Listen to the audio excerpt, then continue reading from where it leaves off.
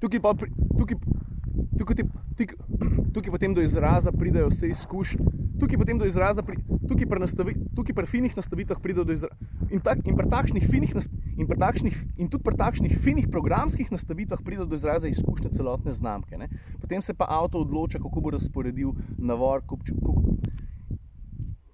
ker se potem avto glede na izbran program odloča, kako bo porazdeljen navor, koliko občutljiv bo gas oziroma koliko odziven bo motor, kaj se bo dogajalo s prilagoditvami krmiljanja in pa kaj se bo dogajalo Ker potem se avto zaradi inteligentnega štirikolesnega pogona in vseh drugih nastavitev, ki jih upošteva pri tem, in potem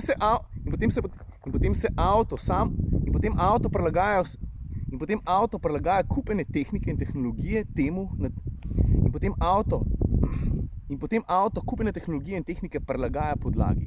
Prilagaja krmiljenje, odzivnost motorja, vektoriranje štirikolesnega navora, v enem primeru celo blažilnike oziroma vzmeti. In potem avto prilagaja različne pogone. In potem avto prilagaja pogonski sklop, štirikolesen pogon temu, na čemer se pelje. Prilagaja krmiljenje, odzivnost motorja, vektoriranje navora, podvozje samo in tako naprej.